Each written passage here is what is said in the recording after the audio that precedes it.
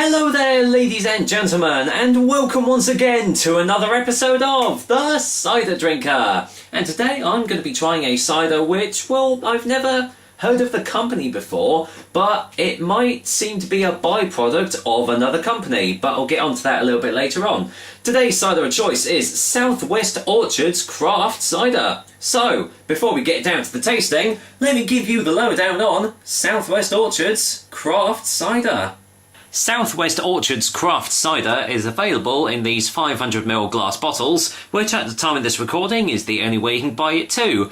The alcohol percentage is 5% ABV, and it doesn't say anywhere on the bottle if it's going to be a sweet or a dry taste at all. And the price, well, I did get this off Beers of Europe for £2.9. Unfortunately now it is out of stock, and the only other place that I've seen it up for sale charges £3.49 for a bottle, which to be honest is quite expensive. So if you can find it cheaper, let me know. Well, the reason I say it might be a byproduct of another company is that right on the front there, it has a guaranteed quality from Sheppy. Obviously from Sheppy's cider company, Sheppy cider fame. So he's... well, it says actually on the back what it's done, but on the front it says carefully selected for the signature brand's portfolio, whatever that may be. Batch number LB05, so that's good. It's got a batch number, I guess. But on the back it says made with fresh apple juice from a blend of the finest West Country cider apples. So with, hence it might not be a real cider. You never know. Such as Yarlington Mill, always a good one. Harry Masters, which I've never had before, and Dabinet, which again is a very nice apple, plus a small amount of dessert apple to give the cider a fruity bite. The cider is fermented under ambient conditions and then allowed to mature naturally for at least 3 months. Goes well with chicken, pork and pasta dishes, or is great drunk on its own. And yeah, basically these ciders have been specially selected by Sheppy, especially for Southwest Orchards. So, does that mean it's a byproduct or not? I'm not entirely sure. I couldn't really find much information online, but if it's got Sheppy's name behind it, I'm pretty sure it's going to be a pretty good cider. So, enough dabbling on, let's go and crack the top open and see what we make of it. So, I can see the carbonation, so it's definitely sparkling, but let's get a whiff on the nose. That smells really dry. Kind of almost smells a bit like a vintage, actually. It hasn't got the strength of a vintage, but my goodness. There's a lot of... I can definitely smell a lot of, like, tannins on the nose. Smells like there's going to be a lot of it in the taste, too. Yeah, really nice, dry, crisp nose. That smells really nice. So, let's get it poured in the glass and see if I can get any more smells for you guys. But yeah, this one seems to be a bit of an enigma, wrapped in a mystery, wrapped in a cloth, I don't know, something like that. Either way, I've been looking forward to trying a decent cider for quite a while because the last few have been pretty pants. So, let's check out the colour of Southwest Orchard's Craft Cider.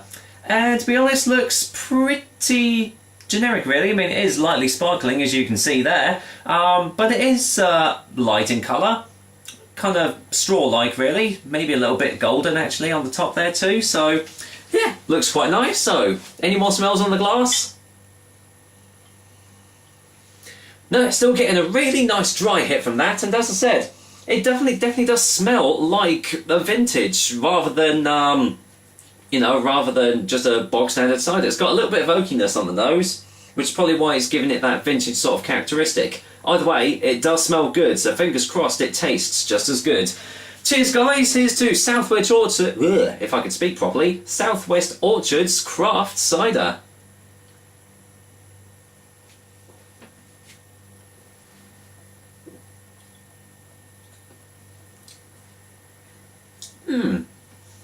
Yeah, that's nice. And the taste is still coming as well. That is nice. Let's get a second opinion.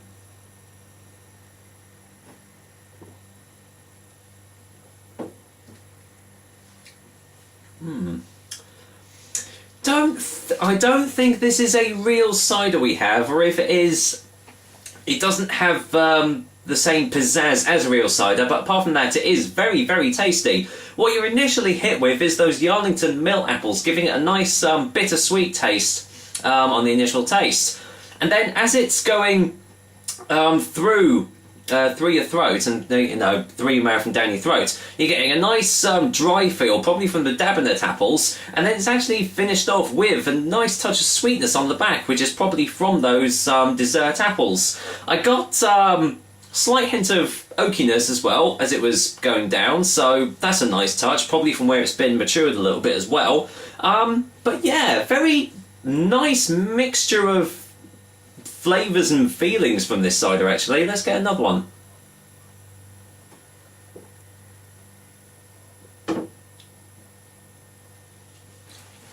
Yeah, it definitely doesn't taste like a vintage, but I mean the smells were all there as well. It's edging more onto the sweet side now, the more that I'm getting more sips. The dryness is still there, but I'd say this is probably a medium tasting cider. Don't hold me to that, but it's definitely not a medium dry or a dry, that's for sure, because it's got too much of a sweetness, again, probably from those dessert apples.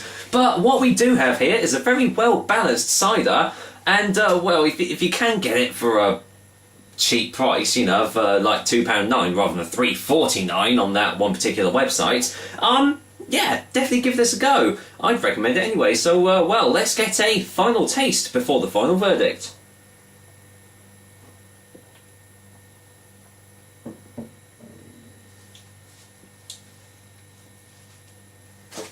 Yeah, definitely a harmless little cider we have here, full of nice little tastes. As I've said, the more that I'm drinking it, the more the sweetness is kind of prevailing now.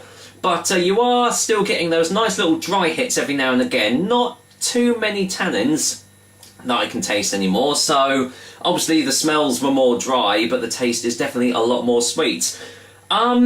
Isn't quite up there with like the big hitters and the real ciders and everything. I can see why Sheppy has given its quality guarantee, because there's definitely nothing bad about this cider for sure. But compared to like some of the other ones I've had, it's nowhere near.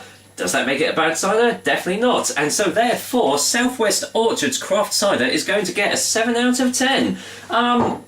If you can find it for around the £2 mark, or even cheaper, then yeah, definitely hit me up, because I'd definitely buy a bottle of this again for sure. But yeah, £3.49 for that is just pushing it a little bit too far. It's a bit of a shame that Beers of Europe have actually run out of stock of it, because as I've said, I can't find anywhere else that seems to stock it unless you buy it in bulk, which to be honest I probably would now, but I'd like to try a few more ciders that I've not tried before, so there we go. So there we are, another episode of the Cider Drink for you guys. I hope you liked it, and I'm sad to say that this is the last you're going to see me for a little while, because, well, as from Sunday, I'm off to Lanzarote for 2 weeks. So, I've got my sunglasses ready, as you can see, and I've got my nice old little holiday hat as well. So, until next time, I will be back very soon with another delicious and tasty cider. But until then, I'm going to kick back, relax, and enjoy the sights, sounds, and probably the smells of good old Lanzarote. So, take care, guys, and I'll see you in 2 weeks.